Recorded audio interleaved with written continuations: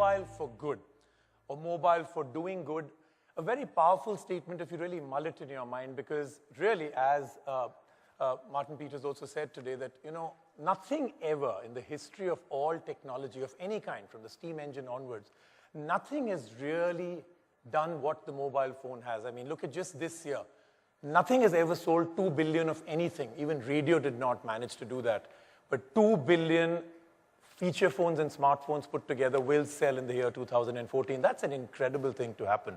But if you really look at it, in the next 2 or 3 years, 50 billion devices will get interconnected to each other, what we call the Internet of Things. There are other amazing statistics that really set stage for what we're going to discuss today. For instance, they say that there are more phones out there owned by people than toothbrushes. Now, it's great for the mobile industry, not so good for our dental hygiene. Really, what's happening out here is the holy grail in this march forward that we are all on technology is incredible. It's never happened before. It's the most awesome thing that has happened. But in this march forward, have we left a few people behind? Did we touch everybody's life?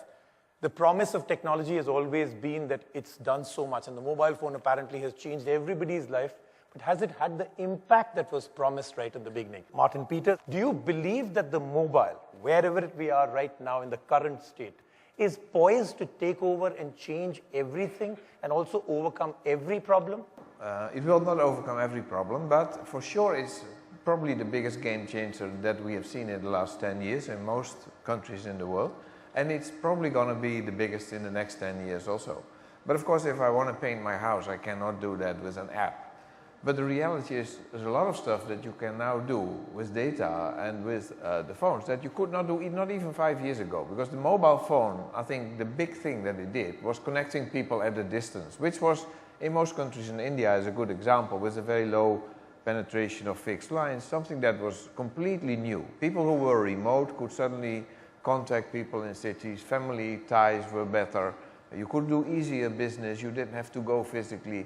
That was a big game changer. But the next change will be far bigger, because now it's all about bringing information and bringing solutions. And that is exactly what we see today, where creative people who see a problem use that technology by developing an app, and then we as connectivity providers can help them spread that very quickly and bring it to scale.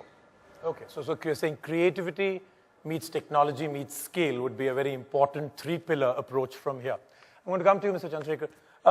Isn't it a myth and maybe sometimes a political plank that we usually talk about technology for good and we throw it only into rural India because it maybe sounds better, the story is better, it's a more tear-jerker. But isn't it true that the infrastructure set for mobile is perfect in most cities, and therefore this whole start should be from there and it may percolate down to rural India? Why do we usually talk about mobile for good or technology for good and immediately move to rural India?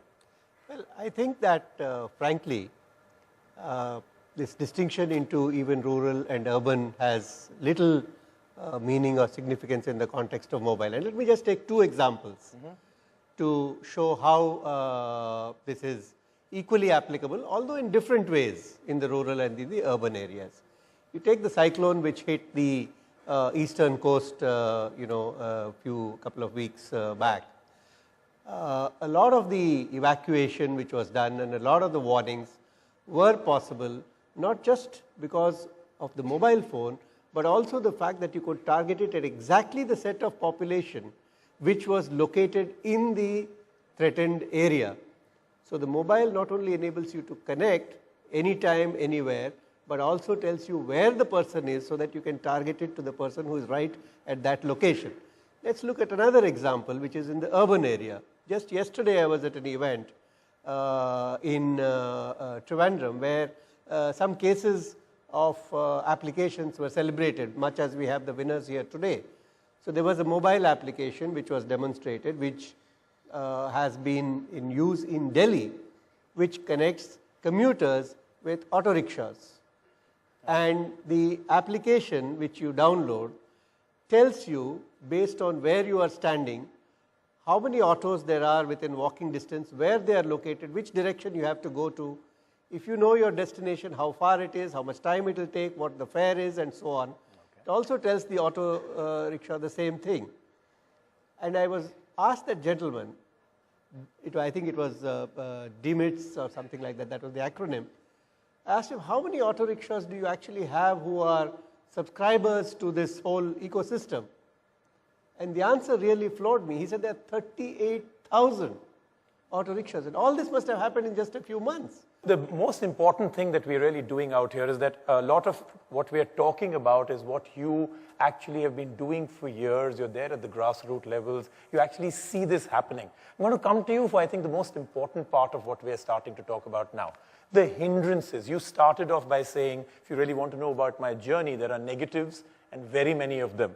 Can you just list out for us some of the real problems you see in the places that you work, because you really do work from your heart? Yeah, okay. So just before I tell you the negatives and the hindrances and all that, one thing that we must know, the reason why mobile has become one of the biggest enabler and the biggest, what you call as the bumper stock being sold all the time, is because this is the first ever human technology matching technology made by the humans, which is like voice and listening. This is the natural technology that the God has given you, and this doesn't require literacy.